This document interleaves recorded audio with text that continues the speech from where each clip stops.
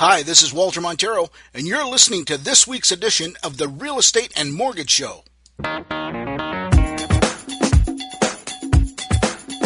Happy 2021. Man, what a year we had last year. It was insane, and we're still in the thick of this whole pandemic. Who knows when it's going to end? Looks like there's some light at the end of the tunnel here with this vaccine and all that kind of thing. But anyway, I just wanted to reach out and send you out a broadcast because of some of the stuff that's going on in the market. I got to tell you, I have never seen so much insanity in a real estate market in my entire career. I've been in the business since 1987, never, ever seen a market act the way it's acting right now. I mean, you're seeing properties, you know, some of them, they can be fictitiously low in terms of their list price to try and attract multiple offers. But still, this stuff is insane. You're seeing more properties in our community sell for, on that $1 million brink than I've ever seen in my career. It's amazing. Tons of people flocking out of Toronto, coming into the Cambridge, Kitchener, Waterloo, Guelph, Brantford market. It's just insane. So what I wanted to do is I wanted to record a podcast here for you guys, because when you come into the real estate market, there's some things that you need to know about what's going on in today's market. So I've got something here. I've got 10 points here, 10 things you should know about buying a house in today's market. These points are not in any particular order, and I'm going to start right from the top, okay? And again, this was just sort of a brain dump here. Some of them came up. One is not more important than the other. They're all very important. So point number one. Houses are selling for way more than what they're listed for. Okay, so basically what that means is when you see a home listed for $500,000 or $600,000, don't be that person that thinks you can get it for that price or lower.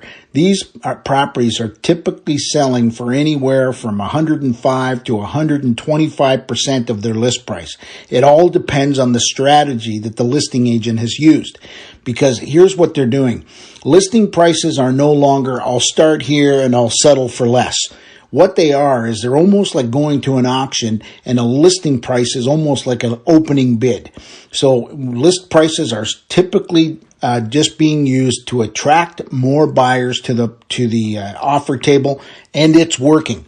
So don't be surprised if you end up with a bunch of offers on the table. So when you're shopping, make sure that you're shopping well below your price range. So in other words, anywhere from 5% to 25%. If you see a really good deal, folks, there is no such thing as a good deal. You know what a good deal is in today's market? The one that you get. Most of them you won't stand a chance of getting. So just keep that in mind. List prices have nothing to do with what they sell for. They're going to sell for way more. Okay, point number two. Conditional offers have very little to no chance of getting accepted. Okay, so if you're going to go in and make an offer on a property and you're going to put in a condition on finance or a condition on inspection or a condition on sale of property, good luck. It's not getting accepted. That's not going to happen. Now keep in mind, you still have to do your due diligence here.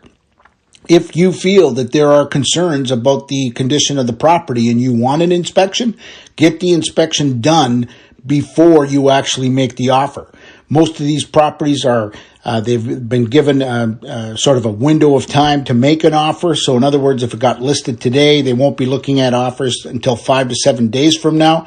That'll give you time to go in there with an inspector. Some sellers are actually doing a pre-selling inspection. Most of them are not. So just keep that in mind. And then in terms of your financing, make sure that you have that in check. But one thing that I want to warn you of is make sure that if you make an offer, unconditional on financing, there's two elements to financing that you got to keep in mind. Number one, do you qualify for the payments? And number two, is the house worth what you're paying for it? Because if at the end of the day, if all of a sudden an appraiser comes in and appraises that property $50,000 or $100,000 less than what you paid for it, guess who's got to come up with that spread? You do. You got to come up with that extra down payment. And if you don't, guess what happens? You open yourself up to litigation and potentially losing the deposit. So be very, very careful in doing it. But keep in mind that if you make an offer on a property and you put in conditions, the chances of your getting your offer accepted are slim to none. Okay? Number 3, some listings are requiring the deposit up front.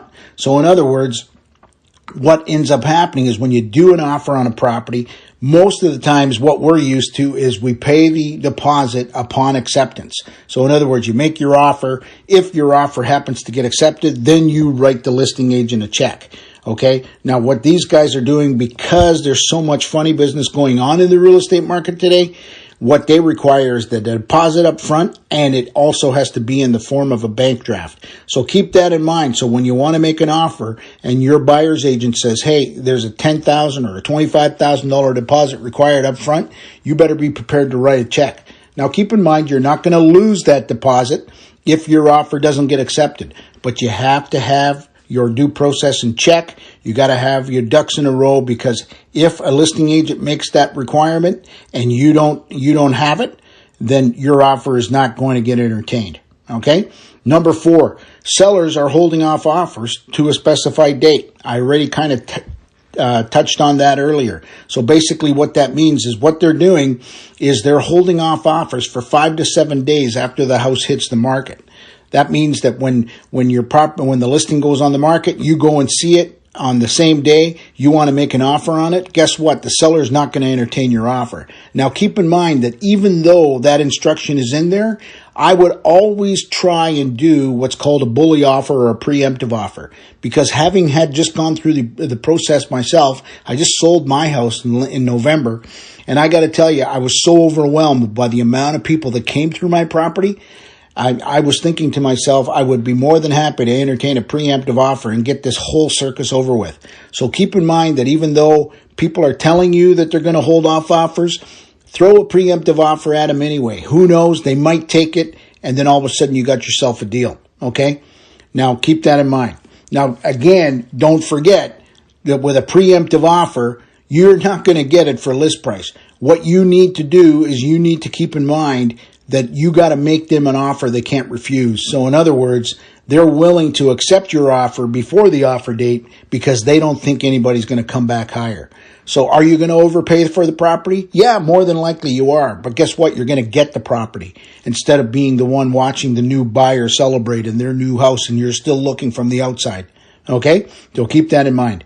Number 5, it is a seller's market. So buyers, you got no power here. So if you're waving around, hey, I'm a buyer, can you see what this guy's going to take? Buyers are a dime a frickin' dozen here. Don't forget that it is a seller's market. They got more to pick from of buyers than they ever had. Okay? Number 6, it's an escalating market. So this is good news, because what happens is when you buy a property and you feel you overpaid for it, the market's escalating at such a pace that in 1 or 2 or 3 months, you're actually going to be ahead of the market. I just bought a property with my son, and we haven't closed on it yet. Well, we bought it in just before Christmas, and the price that we paid for it, I thought I was out of my mind. I kept myself awake at night thinking, oh my God, I just overpaid for a property. But you know what? Now in hindsight, because the market's escalated so much, I think I got a deal. So keep that in mind. We're in an escalating market, and this is not, a flip situation. You're moving into this thing. You're probably going to be in there 5 to 7 years. Don't worry about it. Even if you did overpay for it, the market will fix itself. Number 7, there's a pandemic going on. Do your due diligence and before you go look at the property. Now, I make this point because I just recently had a buyer that we actually just dumped because these buyers were calling me with lists of 10 to 15 homes that they wanted to see. And I really had to question how serious they were. I said, first of all, folks, we're in the middle of a pandemic. We can't just go look at 10 or 15 homes. Coordinating these showings are a nightmare because you can't have more than one person in the property. The second thing is if you're not interested in the property, why are we wasting these people's time, and why are we exposing you and exposing them to potentially being exposed to the virus? Okay, so keep in mind, this is a pandemic. Okay, so there's 3 things that I recommend you do before you go look at a property. Number 1, vet the property by way of a virtual tour. Number 2, and I should say the second part to that is vet the property with a Google Street View. Go on to Google Street View, look around the street, and see if there's anything you don't like. If you don't like it, cancel the appointment. Okay? Don't go look at it. Number 2, get pre-approved for a mortgage. Don't waste people's time if you don't think you're going to be able to put the deal together. Get a pre-approval for a mortgage and make sure that you can qualify to borrow money. Lending has changed quite a bit these days, so you'd be surprised at maybe how much you can get or maybe how much you can't get. So before you go wasting anybody's time, get pre-approved for a mortgage. Number 3, sign a buyer agency agreement. All right? When you're dealing with buyer's agents, these guys are working like dogs. Okay? If you're just going to go around and just willy-nilly go look at properties, you're not being very nice. These guys are working really, really hard. Make a commitment to one agent and stick with them. They're going to help you through the process. You're probably going to lose out on a half a dozen homes, but nonetheless, stick with one agent. Stop being a turkey and make sure that you're fair to everybody in the industry. All right? Number 8, only 2 or 3 people in the house max. So when you go look at the property, don't take mom and dad and aunt and uncle and everybody else under the sun to go look at the house. 2 or 3 people max, that's it. And secondly, no kids. Don't bring your kids along. I've been in the business for 33 years, and sometimes a misbehaving kid can really wreak havoc on looking at a property. You don't need a kid going in and out of somebody's toys and room and all that kind of stuff. We're in the middle of a pandemic here, folks. Keep your kids at home. Find a sitter for them. Do something, but don't bring kids on a showing. Okay? Number 9, the rate you pay is not what you're qualified for. Okay, so again, this is just going back to the qualifying rate and the actual borrowing rate. So when you go out and get a mortgage today, mortgages are under 2% these days, anywhere from 1.5 to 2, depending on the lending institution that you're with. But you're going to be qualified based on 4.79%. Those are the rules. Those are the B20 rules. You've got to follow them.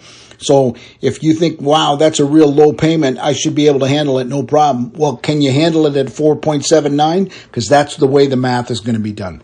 Okay? And then the very last thing I want to caution you on, number 10, is if you got something to sell, buy it. Buy something first before you sell. I got a buyer right now that's got a property to sell, and he wants to put his property on the market and then go out and shop. I told him, you're crazy. What's going to happen is your property's going to sell and you're going to have nowhere to go. Getting into the real estate market today is tough. Okay. It's not for the faint at heart.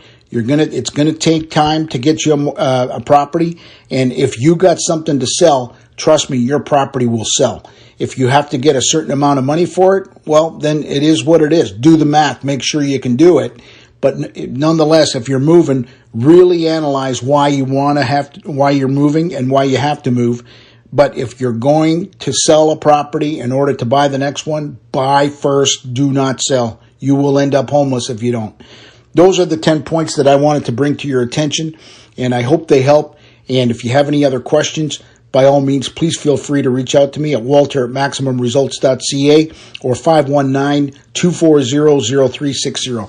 Thanks for listening to this episode, and I hope you have a great week. Thanks again for listening to this week's episode of the Real Estate Mortgage Show. If you have any real estate questions, please direct them to me at 519-624-9222 or walter@maximumresults.ca, or you can find me online at www.cambridgehouses.com. If your interests are in mortgages, please feel free to call 519-624-9222 or email Karen at karen@maximumresults.ca, or you can find her online at www.m as in Mary, R as in Roger, financial.ca. Thanks again for listening, and I hope you have a great week.